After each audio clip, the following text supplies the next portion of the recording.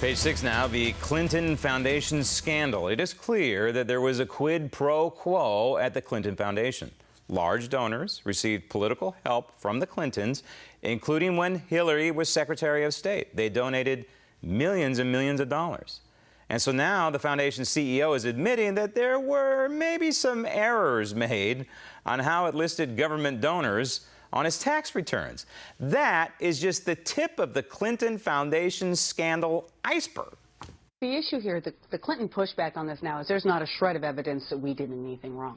It's not about the evidence, it's about the appearance of conflict of interest, and everyone else seems to understand that this is a huge problem other than the Clintons. I mean, even the Obama administration said you have to sign up for these disclosure rules, you have to stop foreign money because we understand that this is a problem. But the Clintons seem to think that the normal rules don't apply to them. Commingling, a family foundation, donations from foreign governments, increased speech fees, and government actions. We don't know about... Well, no evidence of government action. Well, there were government actions taken. What we don't know, and this goes to the deleted emails, is what kind of communication did Hillary Clinton have on her private email account regarding her husband's speeches and regarding the foundation activities that involve foreign donations?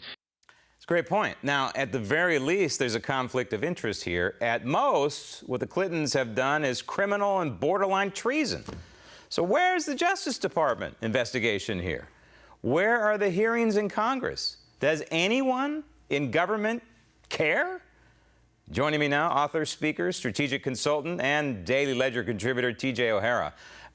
T.J., I think Donald Trump is right. I think it's going to take an outsider like him, maybe somebody else, to try and fix what's going on in Washington, D.C., because the bottom line is, from my perspective, government is not going to be able to fix government. Well, been there and done that in 2012. Yeah.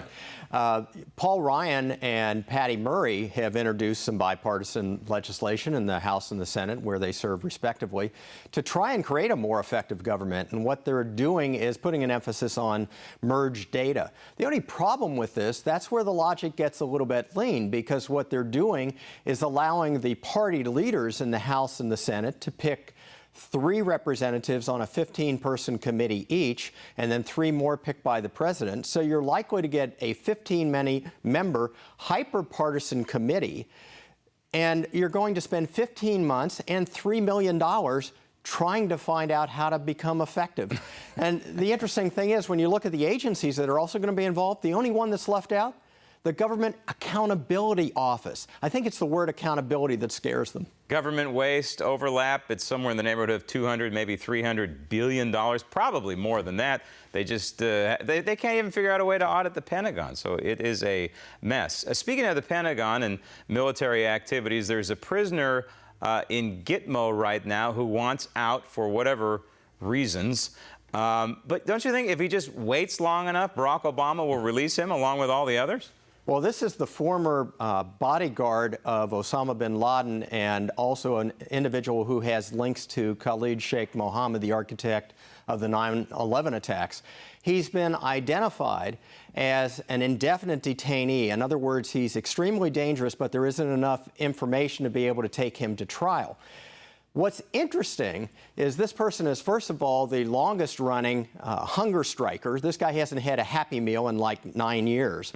And he now wants to get out. At his parole hearing, his attorney argued that he just wants to get married and have children, wants to go back to Saudi Arabia and kind of enjoy life and kick back and not do the terrorist type thing anymore.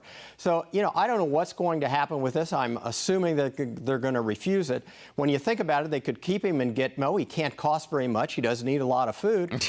Or they could perhaps present him and arrange a meeting with 72 virgins and let him pick his wife of the future. I like the latter. Now, back in this country, Boomer Esiason, the former NFL quarterback, now commentator, has a problem with his alma mater right now, and the controversy that he is looking at and talking about, and by the way, talking about pulling his support for the university, is over the movie American Sniper. Well, once again, a Muslim Student Association protested the showing of that particular film. They said it perpetuates Islamophobia, it's demeaning and degrading to Muslims and offends them. my particular favorite is that they said it promotes mass murder. Now, having seen this show, I haven't had any inclination to go out and kill large groups of people, but they're very cheered by the fact that the administration pulled its head back in its shell, as any good terrapin would, and struck down the showing of that particular movie. The only problem with that is its censorship. When you think about it, the Muslim Student Association was saying this shows that it's a more open environment and it's a more caring and sharing environment. Well, what it shows is a small group of people can censor freedom of speech. How can you determine how bad a movie is if you haven't seen it? There are things that are offensive. I don't know how they're going to teach World War II without talking about the Nazis, because surely that's going to offend some Germans at the good University of Maryland. They ought to do what Michigan did. Jim Harbaugh sent out the tweet when the Michigan students were protesting the same movie, and he said, Michigan football team's going to watch it.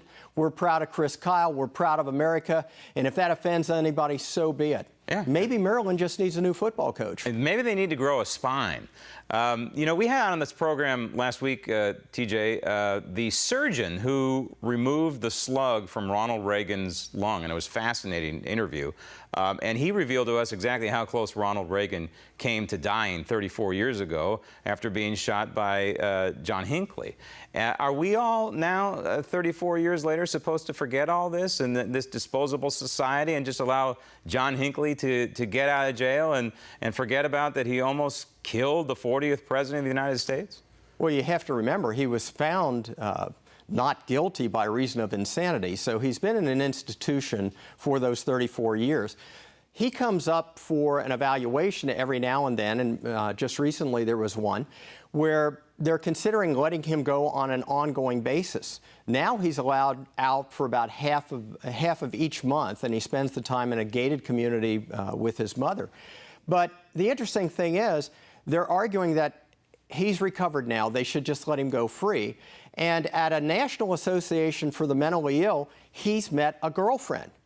Now, think about that. I guess that's his only alternative to Match.com. But his brother, in the testimony and trying to say why he should be released and all, said he's met this girl. They have somewhat of a compatibility between them. You know, I don't know if she's tried to assassinate a president or what, but he doesn't have the best record with picking girlfriends. His focus when he tried to impress upon his love interest, Jodie Foster, that's why he shot the president, or tried to assassinate the president. So you take a look at this, and you kind of wonder, where are we going as a society? Now, the interesting thing is, the half month that he does get to spend with his mother is in a gated community, and it's on a golf course. I have it on good record that it's the only golf course the president refuses to play. Well, I believe firmly he should live in a gated community, one with a big gate with a lock on it and razor wire, and he should stay there until he rots to death. Sorry, just my opinion.